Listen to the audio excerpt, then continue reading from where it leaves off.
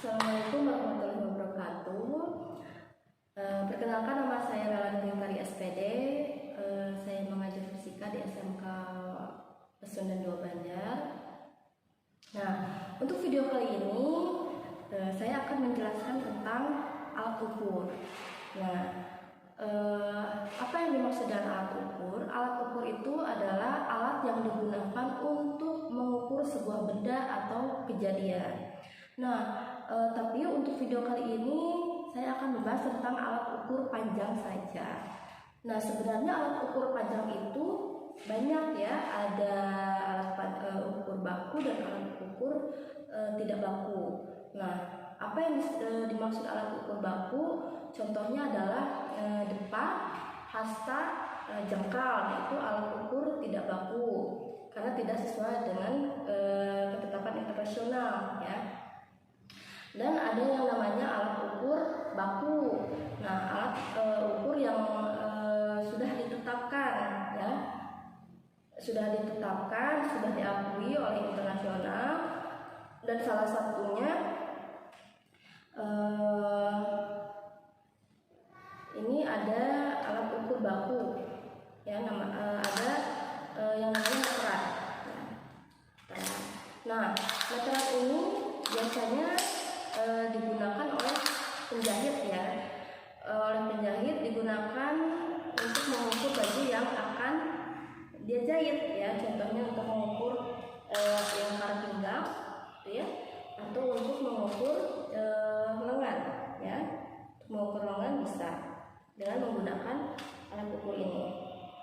Itu ya, bisa ya. Nah, ini namanya meteran. Nah, yang kedua ada yang namanya mistar atau penggaris. Nah, ini adalah mistar atau penggaris. Nah, penggaris ini dari zaman kita SD itu sudah tahu ya, karena sudah diperkenalkan. Biasanya kalau kita mau mengukur buku atau mengukur panjang pensil itu biasanya kita menggunakan penggaris ini.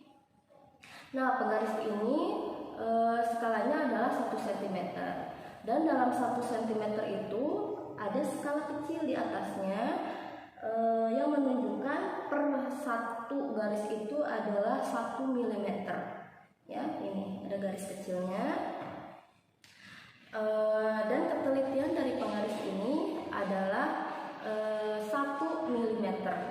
Bagaimana cara mengukur benda menggunakan penggaris?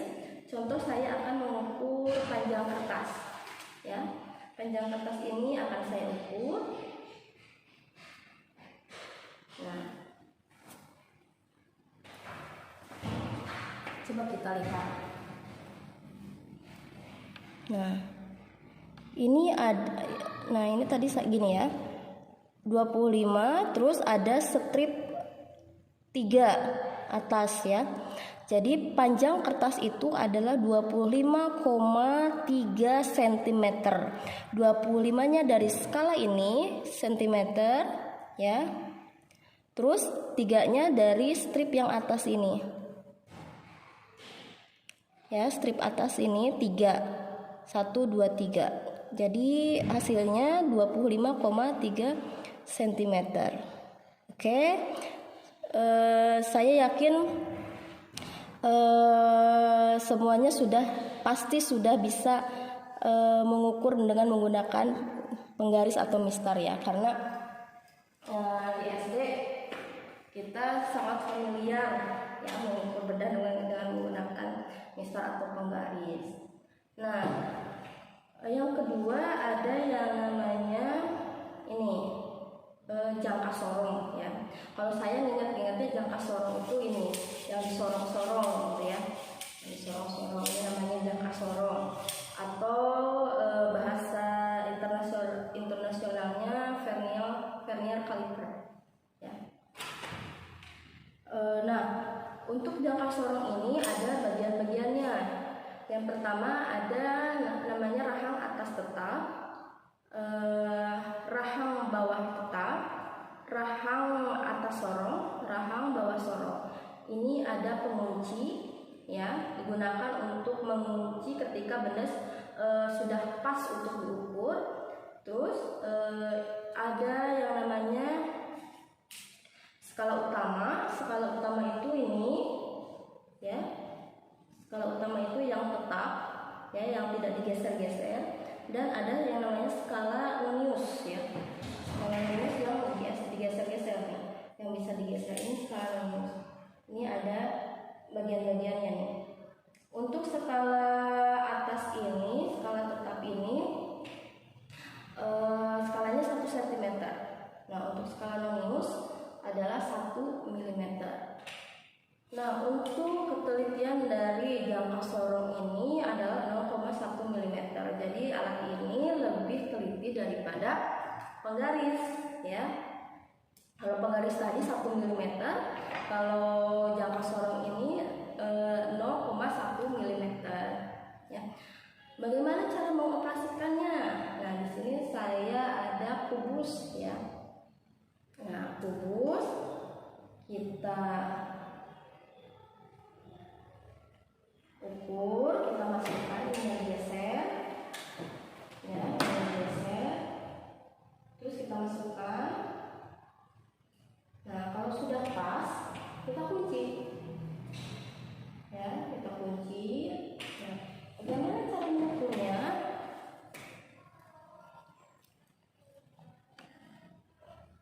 Nah, di sini ada skala utama. Nah, skala utamanya ini 1. Nah, terus 2. Nah, kita lihat angka yang berimpit dengan 0. Itu kan 2 pas nih. Ya, 0 terus skala yang atasnya 2 cm berarti ya. Tapi kalau kita pindahkan ke mili jadi 20 mm. Nah, jangan lupa kita baca skala noniusnya. Skala nonius kita cari garis atas dan garis bawah yang berimpit. Nah, apakah ada garis atas dan garis bawah yang berimpit? Ada. Nah, ini ya, angka 2 ini ya. Garis atas dan garis bawahnya berimpit nih ya, lurus gitu ya. Nah, kita ambil yang 2 berarti. Nah, jadi hasilnya berapa? Jadi 20 ini diambil dari sini ya. 20,2 mm. 20-nya dari skala utama. Nah, ini angkanya, 2-nya dari sini, dari skala nonius. Jadi 20,2 mm ya. Kalau kurang jelas, saya akan mengukur nih ya, saya akan mengukur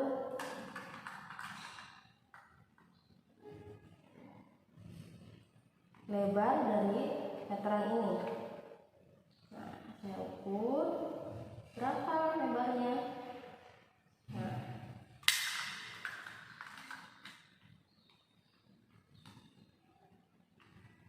Nah, kalau sudah kita kunci.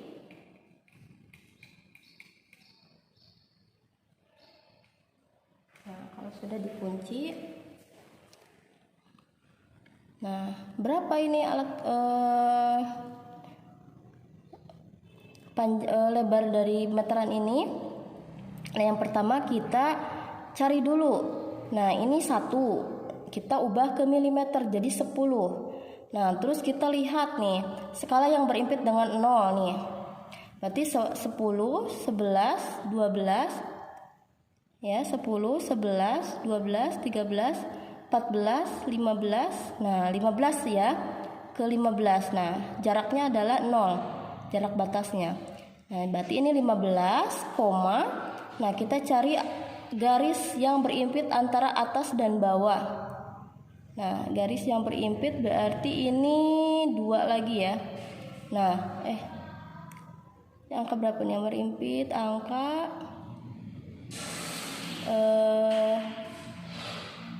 Coba lihat angka berapa ini yang berimpit. Nah, ini yang berimpit berarti angka 2 ya. Nah, ini hampir berimpit ya. Nah, jadi 15, ini yang berimpit angka 3 nih. Jadi hasilnya 15,3 mm. 15-nya dari mana? Dari sini ya. Dari 1 jadikan milimeter 10, 11, 12, 13, 14, 15. Nah, batasnya 0. 15, kita cari yang berimpitnya angka berapa? Angka 3. Nah, ini. Jadi 15,3 mm. Cukup mudah ya. Nah, itu adalah cara untuk cara mengukur benda dengan menggunakan jangka sorong ya. Terus ada lagi yang namanya mikrometer skrup ya. Kalau saya ingatnya mikrometer skrup itu kayak skrup gitu ya, bisa di putar-putar kayak mikrometer skrup. Dan mikrometer skrup itu ada bagian-bagiannya juga ya. Nah, ini ada rahang. Ini adalah skala tetap. Ini skala pada tromol. Ini gigi putar. Nah, dan ini sebagai pengunci ya. Bagaimana cara menggunakan mikrometer skrup ini? Adalah kita dengan cara memutar ke kanan atau ke kiri ya, untuk melepaskan benda yang akan kita ukur. Contoh ada kelereng. Kelereng akan kita ukur. Kita masukkan kelerengnya.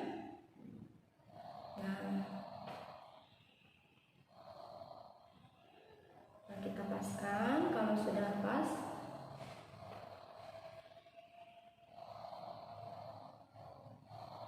kalau sudah pas kita kunci ya. Kalau sudah pas kita kunci. Nah, bagaimana cara mengukur menggunakan mikrometer skrup ini? Nah, ini cukup jelas ya. Yang kita cari skala yang kita cari angka pada skala yang tetap ini. Nah, ini ada 0, 5, 10, 15. Nah, ini ada 15 mm. Terus kita cari angka yang garisnya lurus dengan garis ini. Nah, garis yang ada di skala tetap nih.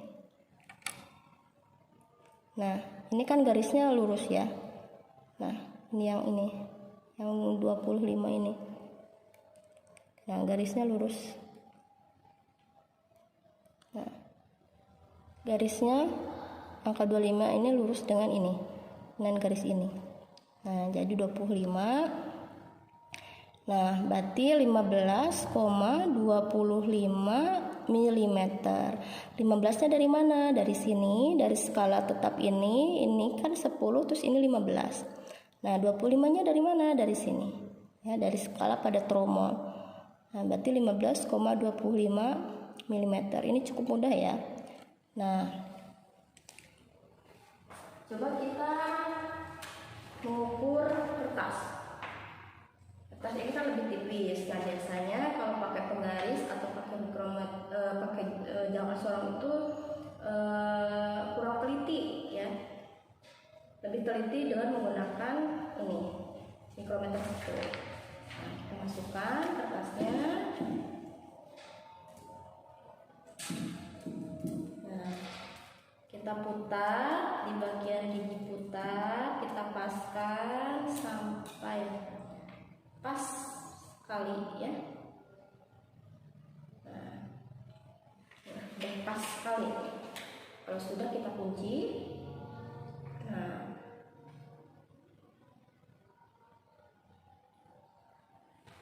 bagaimana cara menghitungnya?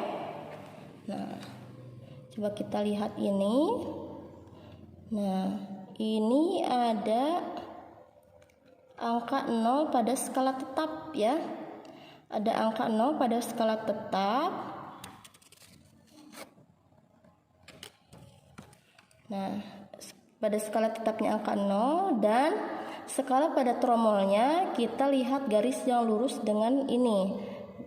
Dengan skala tetap ini adalah 5. Jadi berapa hasilnya? 0,5 mm. 0-nya dari ini, dari angka pada skala tetap, 5-nya dari skala pada tromol. Jadi lebar dari kertas ini adalah 0,5 mm ya. Cukup gampang ya. Nah, untuk mikrometer strip ini ketelitiannya adalah 0,01 mm.